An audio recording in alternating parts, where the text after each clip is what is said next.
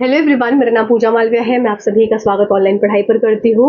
और आप सबने अभय सिंह की स्टोरी सुनी ही होगी, कई न्यूज़ चैनल में, कई चैनल्स के थ्रू आप सबने अभय सिंह की स्टोरी सुन ली होगी कि किस तरीके से एक आईआईटीएन जो कि एक एरोस्पेस इंजीनियर है, उसने आईआईटी मुंबई से पढ़ाई करी और उसने अपना रास्ता छोड़कर मोक्ष के रास्ते पे वो चल दिया, सन्यासी धर्म को उसने अपना लिया। और किस तरह से एक जो आईआईटीएन एक लड़का था, एक सुंदर बहुत हैंडसम लड़का, उसने अपने उस वेश को चेंज कर कर एक बाबा वाला वेश धारण कर लिया। एक आईआईटीएन बॉय एक आईआईटी वाले बाबा के रूप में आपको देखने को मिल रहा है। तो यहाँ पर मैं आपको कुछ ऐसी बातें बताऊंगी जो हर एक पेरेंट को ध्यान रखनी चाहिए जब वो अपने पेरेंटिंग स्टाइल को अपने बच्चे के ऊपर उसको अपनाते हैं, उसको ट्राई करते हैं। और उन पेरेंटिंग स्टाइल से किस तरह से बच्चे का मन परिवर्तित होता है और अपने रास्ते का जो राह है वो खुद अपना बनाता चला जाता है। तो यहाँ पर ये सारी बातें मैं डिस्कस मैं यहाँ मेरा ये चैनल है, एजुकेशन चैनल है। यहाँ पर टीचिंग वाले, नॉन टीचिंग वाले सारे स्टूडेंट्स अपनी पढ़ाई करते हैं। तो ये वीडियो आप सभी लोगों के लिए है। आप अगर गवर्नमेंट जॉब में हैं, आप अगर प्राइवेट जॉब में हैं, आप अगर अपने एग्जाम्स की तैयारी कर रहे हैं किसी भी जॉब के लिए, या आप कुछ नहीं भी कर रहे हैं, तो ये वीडियो सभी उन पेरेंट्स को है जिनके पास बच्चे हैं या जो आगे होने वाले बच्चों को एक्सपेक्ट करेंगे। इंपॉर्टेंट सेशन को स्टार्ट करते हैं। तो आप सभी को पता है कि जो आईआईटी वाले जो एक आईआईटी का स्टूडेंट था जो बहुत अच्छा था पढ़ाई में, ब्रिलियंट था पढ़ाई में, हर चीज़ें उसको बहुत आसानी से हो जाती थी, वो हर चीज़ में बहुत तेज था, चाहे वो फोटोग्राफी हो, चाहे वो कोई भी तरह का कोई भी अलग तरीके के एग्जाम्स हो, तो उसने हर तरीके का एग्जाम किया। आईआईटी मुंबई जैसा एक बड़ा रेप्यूटेड उसने कॉलेज उसको मिला उसकी मेहनत की वजह से। तो उसने अपना एरोस्पेस इंजीनियरिंग किया। एरोस्पेस इंजीनियरिंग करने के बाद वो इंजीनियर बना, उसका अच्छा खासा पैकेज हो गया, बड़ा पैकेज मिलने लगा। पर उसके दिमाग में कहीं न कहीं बचपन से एक जो बोलते हैं ना दुखती नस उसके हर समय दबती रहती थी। वो दुखती नस थी उसके माँ-बाप के बीच की अनबन। और उसके इस माँ-बाप के बीच की अनबन में उसके दिमाग में इतना ज़्यादा घाव भरा हुआ था, वो घाव बढ़ता चला जा रहा था, बढ़ता चला जा रहा था, वो घाव कभी कम नहीं हो रहा था। और उसके कारण उसने अपना रास्ता ही बदल दिया। उसने उस रास्ते को ही छोड़ दिया जिस रास्ते में उसको हर समय हर तरफ दुःख देखने को मिलता था। उसके सामने बहुत सारे ऐसे चैलेंजेस आए, जैसे कि उसने अपने फादर को हमेशा मदर को क्या किया, ह्यूमिलिएट करते हुए देखा, उसने अपने मदर के ऊपर हाथ उठाते देखा। उन्होंने अपने इंटरव्यू में ये तक बताया कि उनके फादर उनकी माँ को किस तरीके से मारते थे। और वो एज अ मतलब बॉय, एज अ मदर का बेटा, वो कुछ नहीं कर पाते थे। बस वो अपनी माँ की उस मार को देखते रहते थे।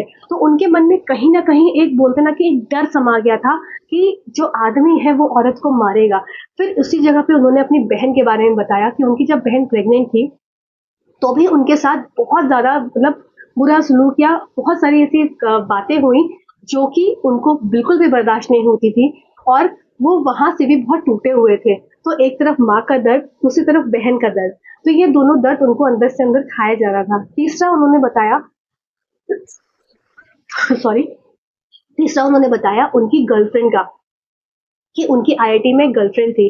फिर उनकी गर्लफ्रेंड उनकी बहुत अच्छी फ्रेंड बनी, एक सोलमेट बनी, बहुत अच्छे से मतलब वो लोग आपस में अपने रिलेशन को आगे बढ़ा रहे थे। फिर कहीं न कहीं उनको उसके बारे में भी एक अंदर की अंदरूनी उसकी भी एक दुःख जो है वो पता चला जब उसने उनकी गर्लफ्रेंड ने उसको उनको बताया कि उनके साथ भी बचपन में रेप हो चुका है। तो मतलब कहीं न कहीं एक आदमी जो अपनी माँ से तो दुखी है ही है, अपनी बहन से दुखी है क्योंकि उसके साथ सब वॉयलेंस हो रहा है, सब चीज़ें हो रही है। पर उसने देखा कि एक लड़की जो कि मेरी गर्लफ्रेंड है उसके साथ भी ऐसे ही हुआ। तो इसी तरह से वो करते-करते मतलब वो इतना ज़्यादा उसमें वो डूब गए कि मैं अपने परिवार के लिए, अपनी गर्लफ्रेंड के लिए कुछ नहीं कर पाया।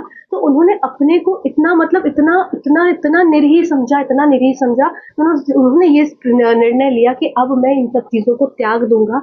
मैं इन सब से ऊपर उठकर मोक्ष की तरफ चला जाऊँगा। मैं इन सब से ऊपर उठकर भगवान की खोज की तरफ चला जाऊँगा कि मुझे इन सब चीज़ों में नहीं पड़ना। मैं जब कुछ कर नहीं सकता तो मैं इनके साथ भी नहीं रहूँगा। तो उन्होंने अपने घर से अलग होने का फैसला लिया।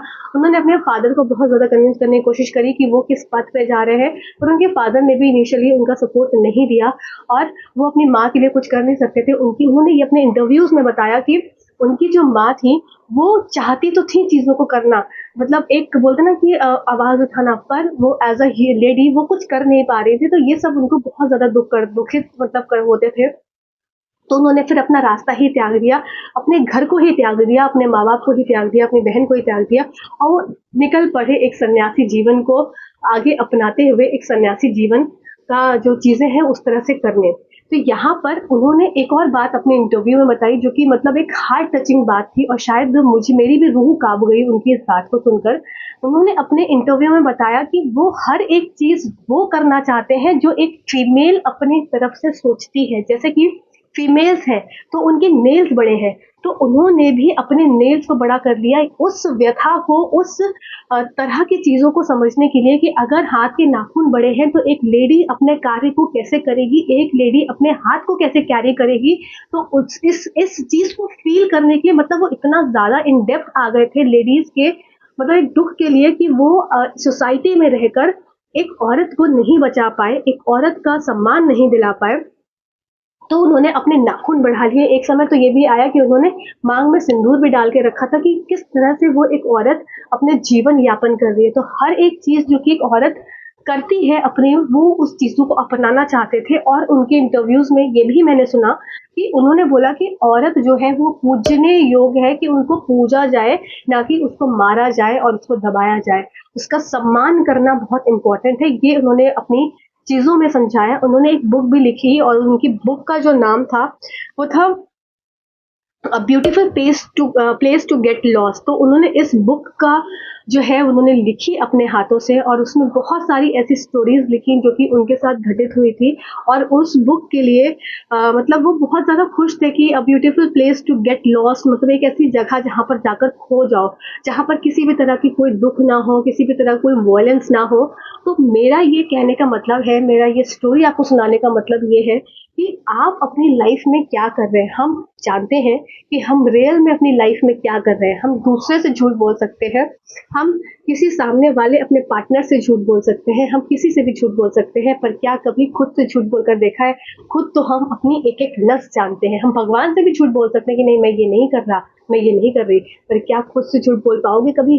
तो यही चीज मैं हर एक पेरेंट को बोलती हूँ। अगर आप किसी भी एग्जाम की तैयारी कर रहे हैं, या आप किसी भी एग्जाम को देने जा रहे हैं, या आप कहीं वर्किंग हैं, या आप वर्किंग होने के साथ साथ, प्राइवेट होने के साथ साथ आप घर पर तैयारी कर रहे हैं और आपके बच्चे भी हैं, तो कहीं ऐसा तो नहीं हो रहा है कि आपकी इस तैयारी में आपके बच्चों में इग्नोरेंस आ रहा है, आप अपने बच्चों के ऊपर हाथ उठाते हैं, आप अपने बच्चों को डांटते हैं, फटकारते हैं, आप अपनी जो टेंशन है बाहर की नौकरी करने की या एग्जाम को पास करने की, कहीं इस टेंशन की वजह से आप आपस में हस्बैंड वाइफ लड़ाई तो नहीं कर रहे? क्योंकि ये लड़ाई का जो इफेक्ट है ये आपके बच्चे पर अभी नहीं तो बाद में आएगा ही आएगा। उसके मन में वो बातें घर करती चली जाएंगी कि मेरे माँ बाप के बीच में लड़ाई होती है।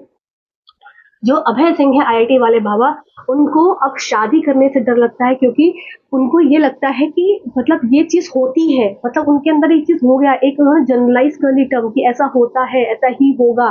तो ये वाला जो सिचुएशन है ये किसी बच्चे के अंदर तो नहीं आ रहा आपकी वजह से। तो इस चीज को हर एक पेरेंट अगर ये वीडियो देख रहा है तो इस चीज को एनालाइज करेगा, सेल्फ एनालाइज करेगा। और अगर किसी के बीच में आपस में डिस्कशन होते हैं, कुछ लड़ाइयाँ होती हैं, कुछ अनबन होती हैं, कि हर घर में बोलते हैं ना चार बर्तन है तो आवाज आएगी, आवाज आती है, पर वो आवाज ऐसी आवाज होनी चाहिए कि आपके बच्चे के कान तक ना सुनाई दे।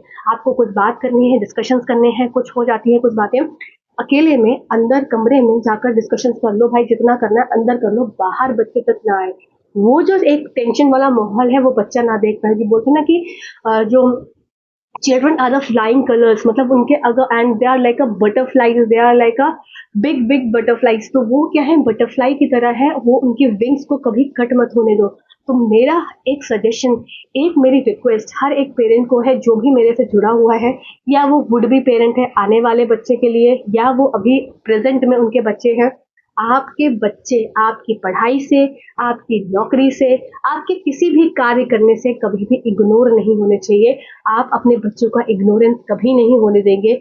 ये कभी भी उनको मन में नहीं लाने देंगे कि मेरी माँ के पास मुझे खाना खिलाने के लिए टाइम नहीं है, मेरे बाप के पास मेरे के लिए साथ में बैठने का टाइम नहीं है, वो तो फोन में ही लगे रहते हैं या अपने ऑफिस में ही लगे रहते हैं।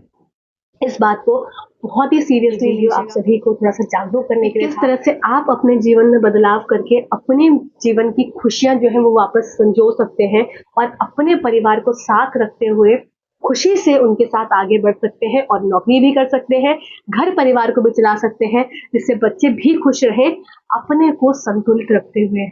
तो ये वीडियो आपको कैसा लगा? अपनी राय ज़रूर दीजिएगा। आप क्या सोचते हैं इस बारे में, पेरेंटिंग स्टाइल के बारे में?